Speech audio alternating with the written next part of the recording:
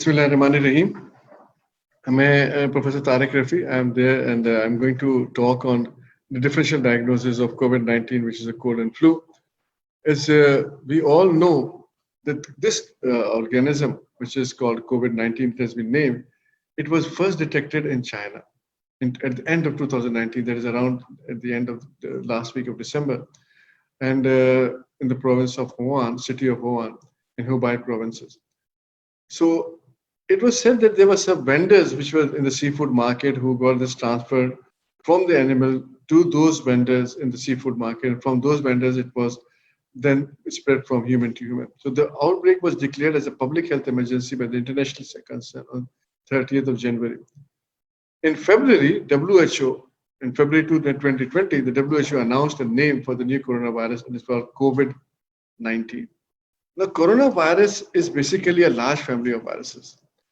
Now, these viruses, they cause a large number of illnesses.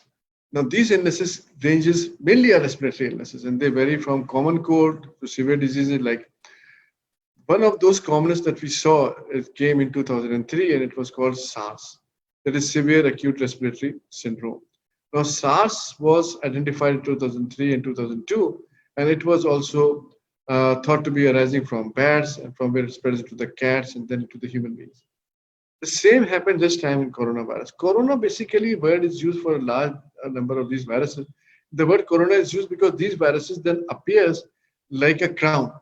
They appear like a crown, and because that is called corona. The second one which came was the Middle East MARS, Middle East respiratory syndrome, and this was identified in Saudi Arabia in 2012.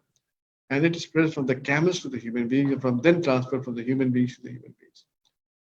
Now, the coronaviruses causes respiratory illnesses. The past ones were more severe, and they had a higher mortality rate. For example, the SARS had a mortality rate of about 10%, while that of MERS had a mortality rate of around 30%. But this one, the coronavirus, COVID-19, is said to have a mortality between 3 to 7%.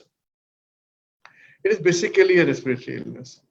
It is a large family of viruses that I've already said, which spreads from one person to another. It is not due to the medical science. And the coronavirus has been there. And it is very difficult to say that which coronavirus was responsible for this new one that has come. Is it a mutation of the past one, or is it a completely new one? But whatever it is, this virus is different from the past one in the sense that it spreads very rapidly. The outbreak and the speed of its spread from one person to another is phenomenal. It has got a high infectivity and a very low mortality. I will not say a very low mortality, it's a low mortality. And when we compare this mortality as compared to the past coronaviruses like that of the MERS or like that of the SARS, we see it is much less. It was previously thought to be between 2 to 3%. But this time, when we have data of around 30 lakh people, 1.3 million infected throughout the world, and the death of around 65,000 people. So the mortality rate comes to around 5%. So it has a range from 3 to 7%, and which is far less as compared to SARS, which was around 10%, and MERS, which was around 35%. So that is why it is said to be comparatively safer as compared to the other deadly viruses. But even a mortality rate of 3 to 7% is a very high mortality rate compared to other respiratory diseases like flu or cold, which rarely has a mortality rate. So comparing to those, we can say that it is a very deadly disease. This concept which has developed over the time that this disease has got a very low mortality rate, so that is why people are not taking it seriously, is a matter of concern. It should not be compared with MERS and SARS, because they are completely different in the form that MERS and SARS were not spreading that rapidly. And they were confined to certain areas. And even with the mortality rate of 35% in MERS, it does not affect the world globally as it is as this coronavirus is affected. So even this mortality rate has completely shaken the whole globe, completely shaken them, not only medically, but the economy of every country has gone down the drain. So this organism, this virus is much more deadly, I will say, as compared to the other two viruses that were there. We should not only see them in the level of as compared them only to the number of deaths it has caused. We have to compare it according to the damage it has done to the humanity, to the social fabric, and to the economy as the large. It is said that it only affects the older people. Yes, it does not. To some extent, you can say it is more commonly affecting the older people or people with no immunity. But even younger people are not escaped from this disease. People in Pakistan, majority of the patients who are suffering are between 40 to 60 years of age. They are the majority. 67% of the patients are in that figure. So we cannot say it mostly affects the older people. Yes, like any disease in the world, uh, any disease you talk about, it usually affects people with low immunity. So it's not something very specific about this disease that is affecting people with more than 60 years of age or with other comorbidities like diabetes or hypertension or asthma or other problems. It's a common for all disease to affect those who have got a lower immunity or pre-existing condition. Uh, 80% of the patients that we see in these cases have got mild symptoms or they are sometimes asymptomatic. Asymptomatic people are much more dangerous than symptomatic patients because asymptomatic patients are those who are carrying the virus, who are transmitting this virus, but at the same time, this virus is not being detected by anyone that they are the carriers. So they are more dangerous because they are transmitting it to different people, people who come in the contact, the people they go to the markets, to the schools, to the colleges, to the offices. They are transmitting this virus, and people are not aware of it. So 80% of the patients who acquire this disease will remain mild. Either they will be asymptomatic or very mild symptoms of slight cold or slight running nose or nasal congestion, and then they will get better. And they recover usually within 10 to 14 days, and they from 1 to 14 days they will recover. And most of these systems can be treated by either they do not require any treatment, they can be treated by mild medical care. You can see there are different viruses we can compare and to other major viruses. We can see the Marburg viruses 1967, Ebola came in 76. So you see many of them had very high fatality rate. The Marburg that came in 67 has a mortality rate of 80%. Then Ebola has a mortality rate of 40%. Nipah in 1998 has a mortality rate of 77%. But you see how many countries were affected. If you talk about Marburg, which has the highest mortality rate, only 11 countries were affected. And only there were 466 cases. As compared to, and you see, you can run through it, and you can see that the number of countries that were affected, H1N1 is the one which affected the majority of the patients, and it was around 214 countries. But COVID has affected around 201 countries with more than 1.3 million cases throughout the world. But the deaths have increased 67,000.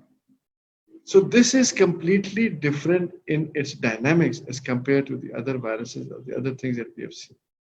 Here what we see is a virus which is affecting patients much more rapidly. It's an exponential growth. The growing rate is so rapid that in America, within the last 1 month or 4 to 5 weeks, it has gone into hundreds of thousands of patients being affected, and thousands of patients have died from it.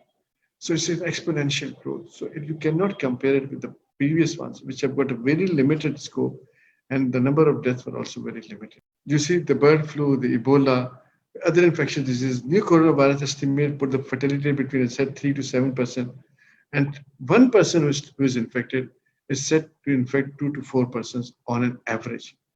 But we have cases in Pakistan also. A lady who came from Saudi Arabia after Umrah, and she had carrying, but she was asymptomatic at that time.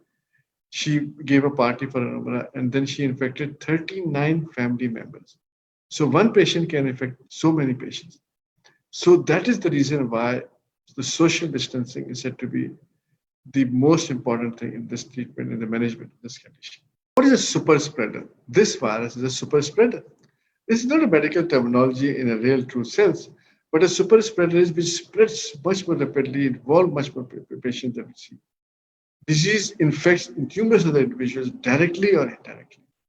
It is not a recognized medical condition, as I said.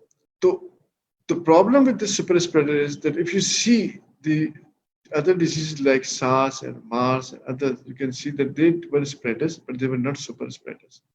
This disease differentiates from them that it spreads much more rapidly.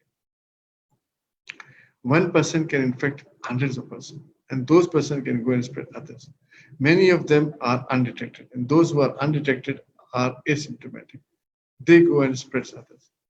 So those who are asymptomatic and those who are not detected, they are even not tested to be carrying the virus because they are not tested. They spread it very rapidly, and this is the dilemma that the disease is going from one patient to another patient without the patient being aware that he is carrying those viruses. The symptoms that we see with coronavirus are changing. Those symptoms that were seen in China are different from what is seen in Europe. And now they have changed in UK, USA. Sometimes they are different even in the in countries like Pakistan, India, Bangladesh. The symptoms may be different. But some symptoms which are commonly present in all the places are fever, which is present in about 80% of the cases or 90% of the cases. Coughing, which is present in about 70% of the cases. Shortness of breath, pneumonia. The new symptoms that have come up with these are like loss of sense of taste, smell, diarrhea, myalgias, arthralgias. They are the other symptoms which have come up, which were not there previously, which were seen in China. The symptoms, common symptoms that I'm talking about, like fever, cough, shortness of breath, they very closely mimic those with a cold or influenza flu, and may appear within 2 to 14 days, and the patient after being exposed. Now, the severity of these symptoms vary. As I said, in 80% of the cases, they will be very mild, may be passed unnoticed, or may require only mild treatment.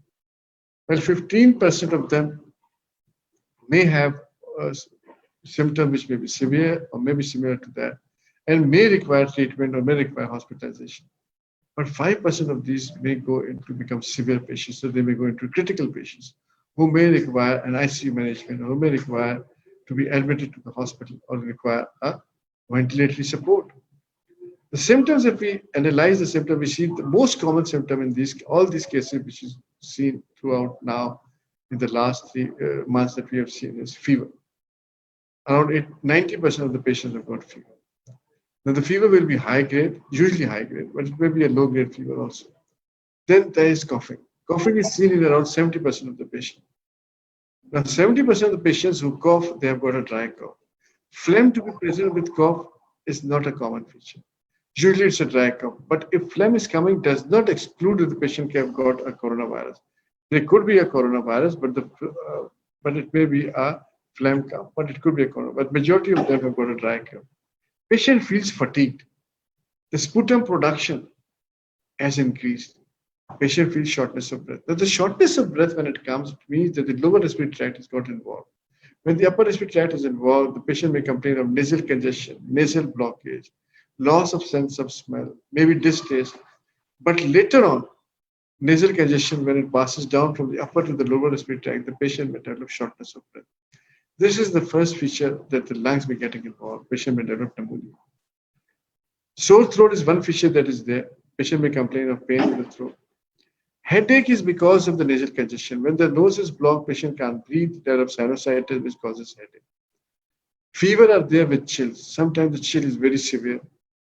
Now, new symptoms that I said sometimes are added in these patients are like nausea and vomiting, diarrhea. They are the features which were not seen there previously or present. Cardiac toxicity is another feature which is seen in this patient. Some of these patients develop cardiac toxicity.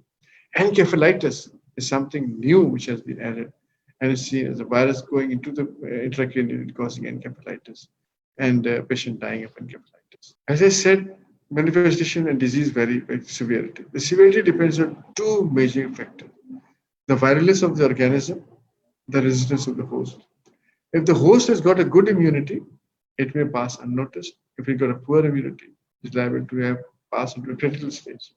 One thing that we should keep in our mind, that the severity that we have noticed is not similar globally. In Asia and Africa, the regions not defined as such, the severity is not to that extent what we see in Europe and USA. You see here that the disease has been there Pakistan has been there for the same period of time that it has been there in America. But the growth that we have seen or the number of death or mortality that we have noticed in Pakistan is far less as compared to the USA. What is the possible reason? There is no evidence-based reason to be explained. Yes, you can say that it could be because of the climatic changes, that it's a warm countries like Pakistan, India, Sri Lanka, Bangladesh, they are warmer countries as compared to the USA or Europe. Or there could be a reason that they say that these patients being exposed to malaria and other viral infections in the past have got a better immunity to fight with this. Some have said that the use of BCG vaccination in childhood in these patients in these areas have contributed to an improved immunity. But what is the reason is not known. But this is a fact that fortunately, at the same time when it appeared in America, it appeared in Pakistan and India and Sri Lanka. But the phenomenal growth in those European countries is unmatchable with that in Pakistan, where it is, alhamdulillah, till now. Though we are suffering, though the graph is going higher and higher, but not to that level, what we see in USA or Canada. Mild diseases are the patient with non-pneumonic or have mild pneumonia, and see in 80% of the cases, as I said. Severe diseases are when the patient becomes dyspneic, his heart rate or respiratory heart rate increases, the respiratory rate is more than 30 per minute, oxygen saturation is less than 93 or 92%. He is dyspneic, he is complaining of shortness of breath, and the patient is feeling lethargic, weak, loss of appetite, and loss of activity, myalgias, arthralgias. The critical disease is respiratory failure, septic shock, multiple organ dysfunctions. When there's a multiple organ dysfunction, this means that the patient is there with septicemia. The lungs becomes fibrosed, and such oxygen exchange is not taking place. The CO2 level rises, oxygen saturation falls, and ultimately it will lead to the death. How is it transmitted? There's so many literature available, so much there on the social media for its transmission. There's nothing we can add. Initially, it is thought that it is transmitted from bat or animals to the workers in the Wuhan fish market or animal market, from where it spread from person to person. But that is again not something which is evidence-based. So it is said that it is transmitted by droplet infection. So the droplet, being heavy droplet like 120 nanometer, does not travel very far distance. So it is said that it does not travel more than 6 feet. So if you have to keep a social distancing, it should be about 2 meters or 6 feet where the virus cannot be transmitted by normal talking, sneezing, or coughing. But one thing is very important, that if it falls on a solid object or so like a table or a chair, it stays there for a much longer period of time, for several hours or even days. And that is why if you touch these objects, for example, a person is sitting with a disease on a chair and then he leaves and the chair is infected, it may remain infected with the virus for many days. And so if you sit over there and you touch it, and then you touch your face or your eye or your nose, then the mucous membrane from where it can travel and go into your body. So social distancing is important. Touching the solid object is to be avoided. So washing your hands frequently, using hand sanitization, or wearing gloves in these cases can be used.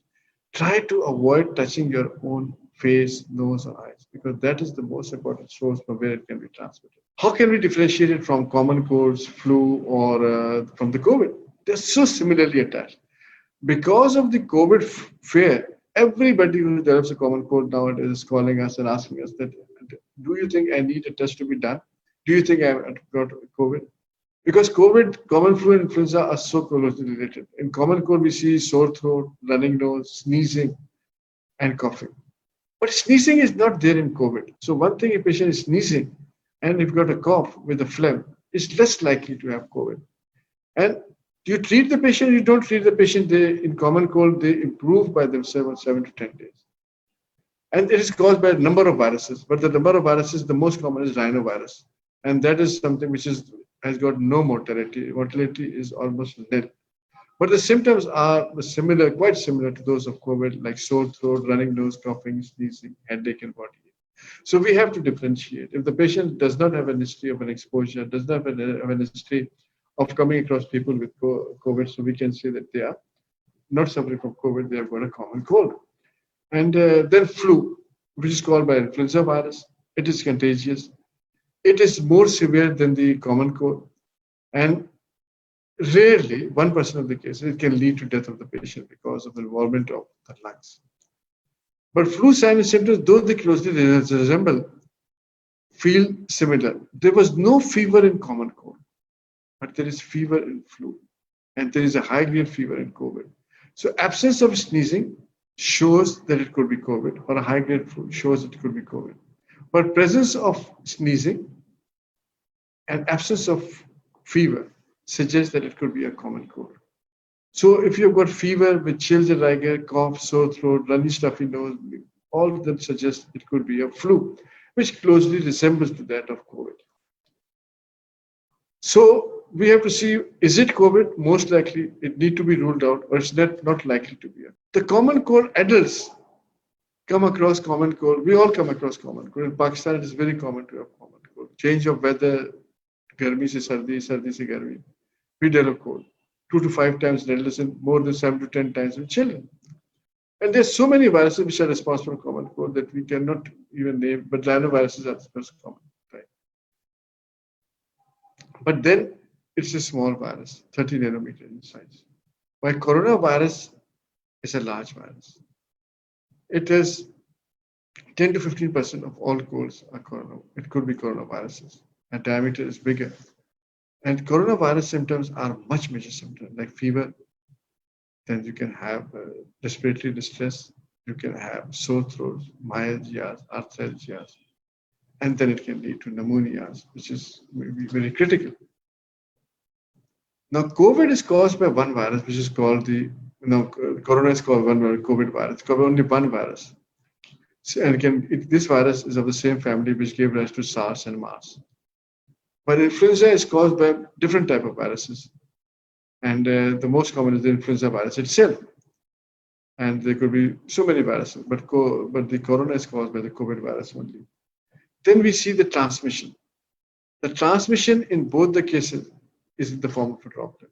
Either it is a COVID or it's an influenza. But the COVID, one possible difference, the COVID might be spread through the airborne route, tiny droplets which may remain in the air and can spread the disease even after the person is no longer there. So previously it was thought that the COVID virus can go and fall and then it will disappear. But recently it has been seen and it has been observed, it has been reported that the COVID virus can remain for a long period of time, even though the patient has gone into the air. So that is the reason it is said that you need to wear a mask for a longer period of time, even after the people have left, those who had it, you continue to wear the mask. For COVID, we have got no vaccine available. There is no treatment as such, only symptomatic. Whereas for influenza, we have got different type of vaccines which we give to the patients and before the start of season, and they are very effective, and the season can be repeated and reduces the severity and attempts to protect the patient from these factors. People with COVID-19 compared to flu and common cold develop similar symptoms. Like I said, fever, cough, running nose. But the severity and the progression of these are much higher. So initially, if a person has got a higher risk of having COVID, but how to differentiate? Symptoms are similar. If he doesn't have a sneezing, if he has got doesn't have sneezing or has got a high-grade fever, he's suspected to have COVID. But those when you are working as a health worker and you are exposed to such patients in your OPD or you're treating such patients, it is better when you have these symptoms that you go for the laboratory test to confirm whether there's a COVID or not. You see, after social distancing, the most important thing in the management of COVID is test. The greater the number of tests and identification of the individual is done, the bigger the chance of controlling this disease. We see the symptoms are the same in COVID. Onset is sudden. In flu also it is sudden. In common cold it's also sudden. They all are actually the same. The symptoms you see in COVID, we have got fever. In flu, we can have fever. Otherwise, dry cough, muscle ache, they are all the same. We do not have fever in common cold. The incubation period in coronavirus is 1 to 14 days. If the symptoms do not appear into 1 to 14 days, the patient you're free from the disease. Whereas incubation period in cases of a seasonal flu is lesser, it is 1 to 4 days. Where in cases of common cold, it is the same 1 to 4 or 2 to 3 days. The complication rate, as I said, between in coronavirus is much higher. It is from between 3 to 7 on an average 5%. Whereas that of seasonal flu is very rare, less than 1%. And in common cold, there's almost no complication. Patient recovers. It's very rare to develop a complication. It usually occurs in those who have got a lot of morbidities and a very poor immune system who may develop complications in a common cold. Recovery in a coronavirus patient usually takes around 14 days for him to recover from mild cases. But in severe cases, it may take about 6 weeks for them to recover. So the recovery period is much larger in coronavirus compared to this. Whereas in seasonal flu, 8 days, patient gets well. In common cold, 8 days, patient gets well. You treat them, you don't treat them, just give them symptomatic treatment, they'll be fine. So it is said that you treat them, they'll be fine in 8 days. You don't treat them, they'll be fine in 8 days. But in coronaviruses, it takes a much longer time. We do not have any vaccine available right now for coronavirus, but we do have a vaccine available, which is seasonal flu vaccine, which can be given annually to our patient. But in common cold, there is no treatment, and patient is just asked to take management as symptomatic as they are. So you see the length of symptoms, 725 days. This all table shows there are so many similarities in these cases. The length of symptoms are much more than in COVID as compared to the flu. But flu and common cold are almost similar. Shortness of breath occurs sometimes, but in flu and cold, there is no shortness of breath. Running a stuffy nose is common in cold and flu, but it's not present in COVID, or it may be rarely present. Fever is very common, which is less common in cases of cold and very less common in cases of flu. So you see from these that if you compare them, there are certain differences which differentiate a COVID from a cold and flu. But what we can say is that cough, which is dry, is to be taken. Fever, which is high grade. Loss of sense of smell, loss of taste, diarrhea, myalgia, tiredness, fatigability, they all should be taken with suspicion. The patient need to be examined by the laboratory test for the presence of a COVID virus. Now, what to be done? How about the clinical evaluation guide? Labs test. When a patient has got a suspicion, we can take them for a lab test. Now, what lab test will be suspicious? What will help you in this? If you do the lab test, check his CBC, we can see there is a leukopenia, the tendency for leukopenia and and lymphopenia. CBC with differential, BMP, liver function test, prolactin, all are done. Patients have got lymphopenia, patients have got leukocytosis. WBC count between 4 to 7 with leukopenia, there's more pronounced. Lymphopenia is there. Platelet counts are either normal or they may be slightly decreased. The ALT, AST will be increased. CRP is raised in majority of the patients. CRP is raised. So microbiological check rate with viruses and bacteria is uncommon. So the COVID test that is done is the CPR test that we do. And the CPR test will show us whether there is a virus present in the nasopharynx. And so the swab is taken from the nasopharynx. Then it is tested on a CPR. PCR test. The PCR test is done. And PCR test will tell us whether it is a virus or not. X-ray chest in those patients who have got a shortness of breath will be helpful. If it shows signs of pneumonia, you can even go for a CT scan, HR CT scan in these patients. In 50% of the patient, sometimes you find, or even more of the patients who have got shortness of breath, abnormalities in the X-rays. In severe cases, 95% of the patient can show you abnormalities in the X-rays. Urinational findings will be there in 25% of the cases, but majority of the patients have got a bilateral finding. Patchy consolidations are seen, peripheral distributions, nodules may be seen, cystic changes, effusion. They are the common changes which are seen in the lung. It has been said by some, because this is the new virus, it is mutating. It is not the same what was there in China, it's not the same in Europe, it has mutated. Sometimes 8 to 10 mutations have taken place. The possibility of having a vaccine is far now, maybe another 6 to 12 months or 12 to 18 months before a vaccine is there. Antiviral drugs are available, but are they effective? They have not been recommended. There are so many placebo treatments available, empirical treatments available, like giving patients with treating them with anti-malarial drugs or other drugs. But there is no evidence base whether it should work. But those patients who have gone who are critically ill, there is no harm in trying these medicines. They may work. Because if you don't work, please try these medicines. Even then the patient is critical. So try them, maybe they work. It was been said that it is going to take a hold in hot weather. But if we see what happened in Australia, where there's a hot weather there right now, it has not taken a hold. Will it come back? Yes, there's a strong possibility that will come back next year again. And more deaths outside China will be reported. It will grow like SARS or MERS. It may come back. We hope that some vaccine will come by that time. And if the vaccine has come by that time, then there is a possibility that patient will be vaccinated on a larger scale, and that it will be possible to control it. There are 66 programs which are working on 3 different approaches: repurposed drugs, antibodies, and vaccines. But how long the vaccines will take to come, and how long will they be available, is anybody's guess. Throughout the world, the focus is now on 2 things. One is prevention, which is the need of the time. And the second is to find a vaccine for this. And the vaccine is in process, but it will take another 6 to 12 months before we will be able to find one.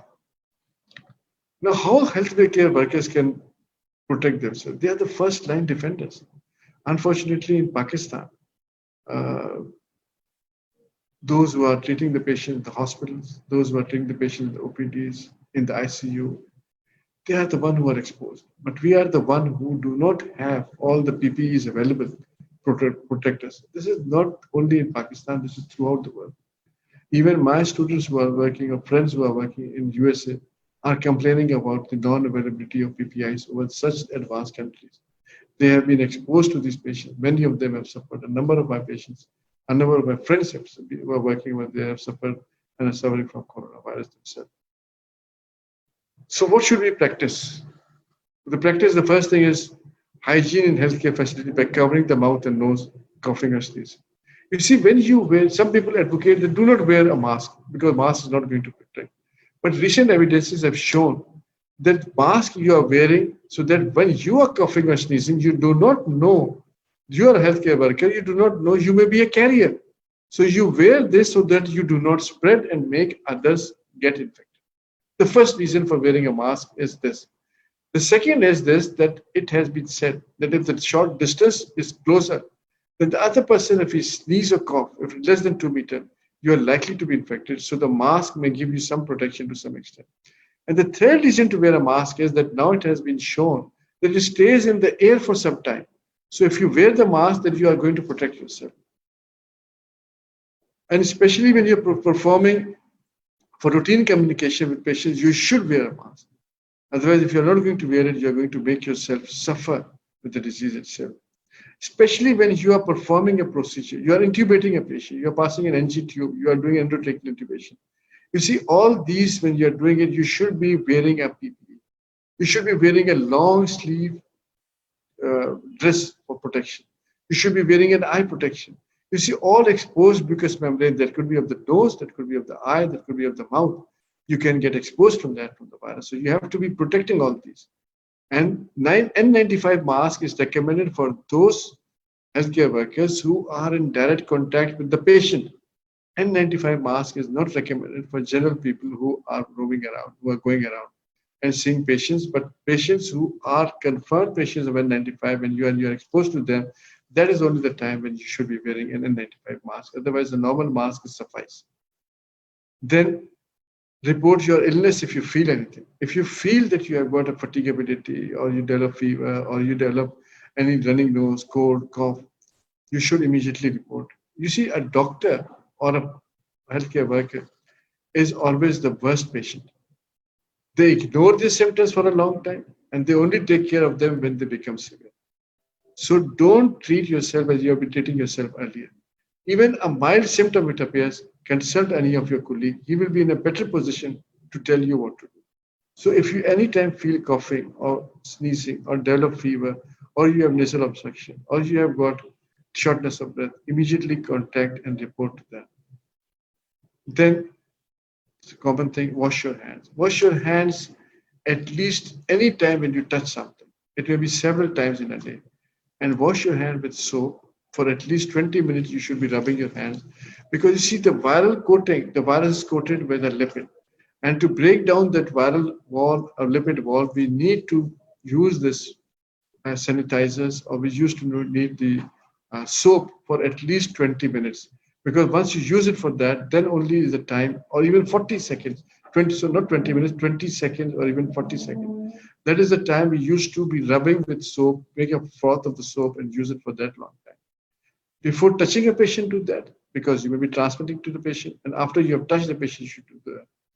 After any exposure to a body fluid, you are at risk. After touching the patient, you are at risk.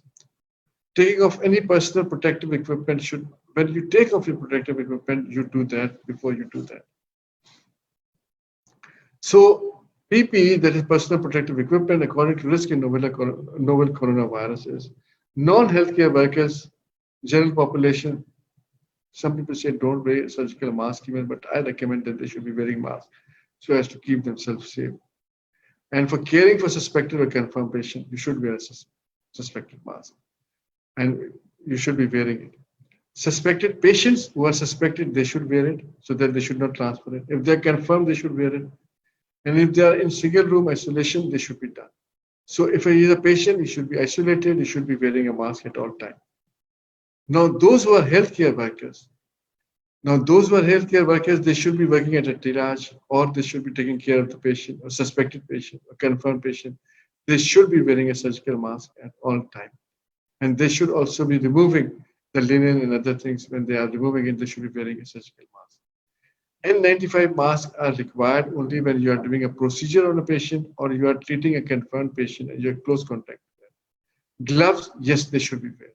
Gloves should be worn all those times when you are treating a suspected patient, a patient himself, or touching any object which the patient is in close contact or the patient has touched it.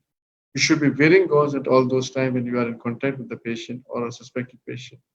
And you should be protecting your eyes. One thing which is neglected, we are wearing gloves, we are wearing gauze, but we are not protecting our eyes. We should be protecting our eyes because the mucous membrane of the eye can be a source of transmission from where the virus can gain entry into your body. So it should be a very important thing that we should keep in our mind. And how to put on personal protective equipment, you can see this and you can wear it and you can see. And there are manuals are given, the steps are given how to wear them. You have to wear them, first wear the gown, then wear the gloves, and then you wear your eye goggles, and then lastly you should wear your gloves. The gloves should not be the first thing. The mask should not be the first thing. The first thing should be the gown itself, followed by mask, then your goggles, and lastly should be your gloves. To avoid contamination when you are taking the PPE out, this is also very important because we have become careless when you are taking it out, and that is the time when you can transfer because your PPE has been exposed to the patient. It has been contaminated. So remove the most heavily contaminated first. So what is the most heavily contaminated? That is when you have touched the patient or when you have removed the gauze. So first you remove your gloves, then remove your gauze, and then remove your hand hygiene, then remove your mask and eye protectors, and you remove them from behind, not from front by touching your face or your eye. So remove the most contaminated first, remove your gown, gloves, followed by your mask or your gown, gloves, etc. The hand hygiene is a very important thing, and you should take care of that. Surgical masks, as the figure shows, are there. Now, what are the myths and the realities? There are so many things on the social media available these days. Read them and you get confused. The one thing that I'll say is don't follow what is given in the social media. Don't do that. That will misguide you. That will put you under a lot of pressure. Now, the first thing that people say, hand dryers. Are they effective in killing the virus? Not at all. The only thing is effective in killing the virus. Either you use alcohol-based sanitizer, not less than 65% alcohol, or wash your hand regularly. That is the only way. And once you have washed your hand, dry them with paper towels. Regular towels should not be used. Or hand dryers. But putting hand dryers, kill the virus only is wrong. Ultraviolet disinfection lamp kill the virus? No, they do not. Because they are of no effect. They cannot be of an effect. They can damage your skin. So don't use them. It causes skin irritation. Thermal scanners, can they do it? Thermal scanners are only used to touch it to find your temperature of your body. They cannot detect it because they cannot kill the virus. They are only used to detect your temperature. But remember, sometimes patient may be a carrier. but the thermal scanner will be non-effective, showing a normal temperature because symptoms appear after 5 to 6 days, not necessarily immediately or even after 10 days. So that should not be a misguiding feature.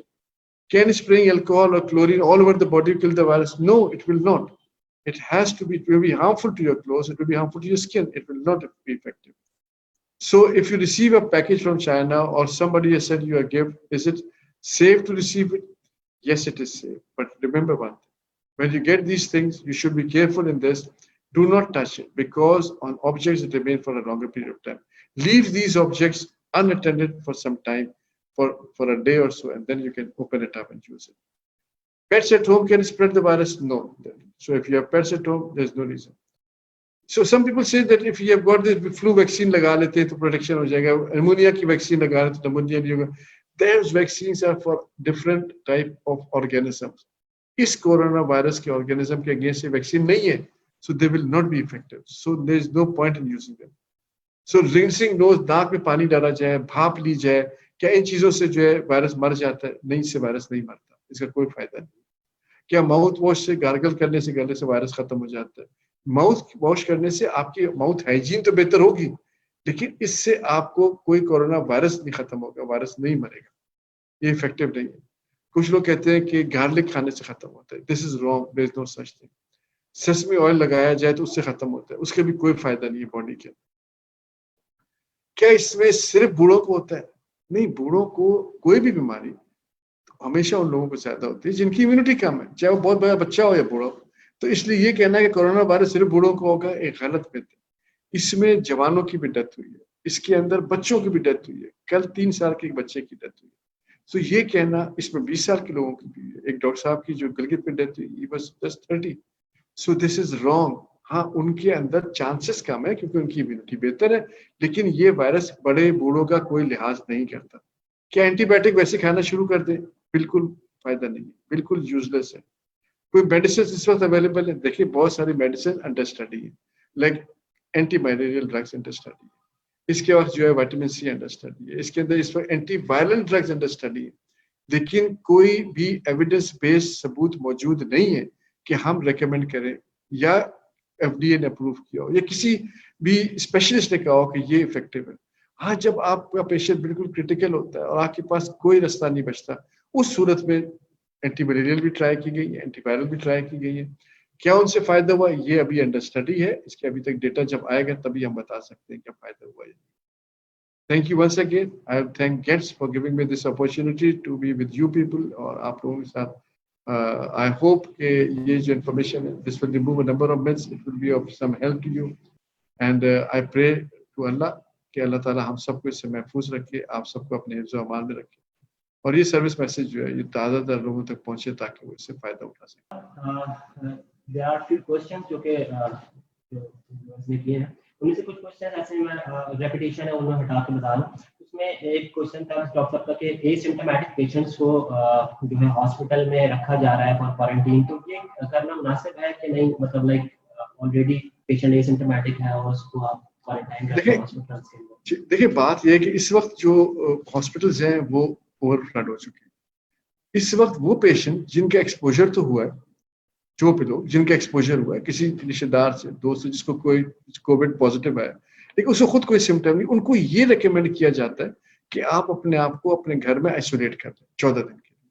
आप खुद अपने घर के ऊपर isolate हो जाए और isolate होने के बाद आप अगर 14 दिन तक कोई सिम्टम्स अपीयर नहीं होते तो आप निकल आइए. और अगर सिम्टम्स खुदा ना खास्ता इस पीरियड में आप आ जाते हैं तो आप इमीडिएटली जो है रिपोर्ट कीजिए ताकि आपको हॉस्पिटलाइज किया जाए. वो लोग हॉस्पिटलाइज किए जा रहे हैं जिनमें सिम्टम्स प्रेजेंट है. लेकिन मैं बताऊं कि आपकी बात की सही कि कुछ नॉर्मल पेशेंट्स को, नॉर्मल तो नहीं, एसिम्प्टोमेटिक पेशेंट्स को कर रहे हैं जिनको सिम्टम्स तो नहीं है लेकिन वो उनको एक्सपोजर है. देखिए, इसमें दो चीजें. अगर एक पेशेंट का एक्सपोजर हुआ लेकिन उसको सिम्टम्स नहीं है, लेकिन अगर उसका कोविड टेस्ट किया गया, वो टेस्ट पॉजिटिव आता है तो वो कैरियर है. इस वजह से उन लोगों को भी ये कहा गया है कि आप या तो हॉस्पिटलाइज हो जाएं या अपने घर में हो, क्योंकि ये तो कंफर्म हो गया कि उसके अंदर वायरस मौजूद है, अब वो दूसरों को लगा सकता है. अनफॉर्चुनेटली हमारे यहाँ लोगों को जब ये डायग्नोज हो जाता है, कंफर्म हो जाता है कि कोविड पॉजिटिव है, दो दे में भी एसिम्प्टोमेटिक, लेकिन फिर वो खुद तसल्ली से घर में नहीं रहते ना, वो फिर बाहर निकलते, वो फैलाते हैं. तो इस वजह से ऐसे लोगों को या तो उस पूरे इलाके को, कभी आपने सुना होगा कल सिविल एविएशन अथॉरिटी की जो कॉलोनी पूरी को उन्होंने क्वारंटीन कर दिया, क्योंकि वहां 3 लोगों में डिटेक्ट हुआ। अब वो 3 लोग में से 2 जो है वो तो एसिम्प्टोमेटिक है, लेकिन डिटेक्ट तो हो गया। उन्होंने पूरी कॉलोनी को क्वारंटीन किया ताकि वो लोग दूसरों को ना। एक क्वेश्चन और था कि जिन पेशेंट्स के अंदर ऑलरेडी कॉमन कोल्ड है, क्या उनके अंदर probability of being affected by Covid ये बढ़ जाती है? देखिए, आपकी डायरेक्टली तो कोई फर्क नहीं पड़ता, लेकिन एक चीज आप याद रखिए कि जब भी आपकी इम्यूनिटी लो होती है, कोई भी दूसरा जरासीम जो है उसके ऊपर ज्यादा आसानी से अटैक कर सकता है। जब भी कभी मरीजों की किसी भी वजह से इम्यूनिटी लो हो जाती है किसी भी जमाने में, फॉर एग्जाम्पल किसी की शुगर बहुत हाई जा रही है और उसकी इम्यूनिटी लो हो जाएगी, तो वो ज्यादा उस पीरियड में वल्नरेबल है। तो जब भी आपकी इम्यूनिटी को, चाहे वो कॉमन कोल्ड से इम्यूनिटी लो हो गई है, तो जाहिर है कि आपका एक्सपोजर, अगर 2 लोगों का एक्सपोजर होता है, एक को कॉमन कोल्ड है, तो कॉमन कोल्ड वाले के ज्यादा चांस है कि वो कैच करे। कोविड की एंटीबॉडीज के ऊपर इसलिए काम हो रहा है, तो ये क्या फर्दर हेल्पफुल होगी? देखिए, एंटीबॉडीज जो काम, और 2 आप अलग बातें। एक तो एंटीबॉडीज का काम हो रहा है टेस्ट करने के लिए। देखिए, कोविड-19 का जो इस वक्त रिलायबल टेस्ट है वो पीसीआर का है, और पीसीआर के अंदर भी वो टेस्ट है जिसमें कि आप नेजोफेरिंक्स और नेजल कैविटी से स्वाब लेते हैं, उसके लिए this is the most reliable test सारी दुनिया में इस्तेमाल होता है। एक और टेस्ट हो रहा है कि बॉडी के अंदर एंटीबॉडीज तलाश की जाए, एंटीबॉडी देखी जाती है। वो ये है कि जब वायरस बॉडी में दाखिल होता है या कोई बैक्टीरिया दाखिल होता है, तो उसके अगेंस्ट एंटीबॉडीज बन जाती है। तो अगर किसी की एंटीबॉडीज मौजूद है, इसका मतलब है कि उसमें वायरस दाखिल हुआ है। लेकिन ये वायरल एंटीबॉडीज डेवलप होने में 7 दिन के बाद होती है। तो इनिशियली पहले से 7 दिन में तो एंटीबॉडीज है ही नहीं, और अगर उस आदमी ने एक्सपोजर हुआ और वो फौरन जाके टेस्ट कराते हैं एंटीबॉडीज का, वो तो नेगेटिव आएगी और उसको एक फॉल्स सेंस ऑफ प्रोटेक्शन हो जाएगा, जनाब मेरे तो क्लियर हूँ। हालांकि 7 दिन बाद उसके अंदर एंटीबॉडीज पैदा हो सकती है। इसलिए एंटीबॉडीज का टेस्ट किया जा सकता है, लेकिन उन पेशेंट्स में किया जाएगा जिनको के 7 दिन से ज्यादा हो गए, एंटीबॉडीज देखी जाए। लेकिन रिलायबल टेस्ट अभी भी जो है वो पीसीआर का है। दूसरा जो आप बात कर रहे हैं एंटीबॉडीज की, वो है पैसिव इम्यूनाइजेशन। पैसिव इम्यूनाइजेशन का बड़ा पुराना तरीका है। उसके अंदर ये है कि बहुत सारे पेशेंट्स जो है जिनको ये वायरस हुआ, उनके प्लाज्मा में एंटीबॉडीज बन गई। अब वो एंटीबॉडीज वही काम करेगी जैसे कि एक प्रोटेक्शन के तौर पे आप फाइट करने के लिए करते हैं। तो उनके प्लाज्मा से एंटीबॉडीज एक्सट्रैक्ट करके दूसरे मरीजों को लगाई जाएंगी जो कि कोविड के, ताकि ये एंटीबॉडीज पर उस वायरस को किल कर दे। इसे पैसिव इम्यूनाइजेशन कहते हैं। एक होती है एक्टिव इम्यूनाइजेशन। एक्टिव इम्यूनाइजेशन ये है कि जब मेरे या आपके या किसी के जिसम में वायरस दाखिल होता है तो एंटीबॉडीज पैदा होती है, वो एक्टिव इम्यूनाइजेशन। लेकिन पैसिव इम्यूनाइजेशन का दूसरा तरीका है वैक्सीनेशन। यानी जब हम वैक्सीन किसी को लगाते हैं तो उसकी बॉडी से भी हम एंटीबॉडीज पैदा कर देते हैं ताकि वो उस जरासीम से फाइट करे। तो ये एंटीबॉडीज का है। डॉक्टर तारिक शमसी इसके ऊपर आपने सुना होकर। अब हम दुआ करते हैं कि वो कामयाब हो और वो इफेक्टिव हो, लेकिन कितना होता है और कितने लोगों का होता है, अल्लाह ताला इसमें बेहतरी पैदा करे। कुछ क्वेश्चंस था कि थे कि ये जो बर्ड्स हैं ये घर से एक घर से दूसरे घर में जा रहे हैं, या बीज हैं, ये भी क्या कैरियर हो सकते हैं इन डिजीजेस के?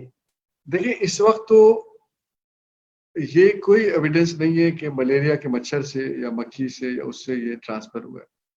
इस वक्त जो ट्रांसफर ये हो रहा है, ये भी कि ये चमगादड़ से इंसानों में है, ये भी अभी तक अंडर स्टडी है। क्योंकि ये उनकी एनिमल मार्केट में हुआ था, तो ये है कि ये बैट से हुआ, क्योंकि सार्स जो था वो बैट से हुआ था और मार्स जो था वो कैमल से हुआ था। इसलिए ये ख्याल है कि ये भी एनिमल से इंसान में, अब इंसान से इंसान हो रहा है। लेकिन ये अभी तक कोई इस तरह की नहीं है कि ये मक्खी से या मच्छर से या परिंदों से ये ट्रांसफर होगा, या परिंदे जो है वो हमारे से जाके दूसरों में लगाएंगे। थैंक यू डॉक्टर साहब। होप के तमाम जो ऑडियंस है उन्होंने को बखूबी सुना होगा, और वी एक्सपेक्टिंग कि ये जो भी इंफॉर्मेशन है वो आप तमाम लोगों तक जरूर शेयर करेंगे। Thank you. शुक्रिया जी, बहुत बहुत आपका कि आपने मुझे मौका दिया। Thank you very much.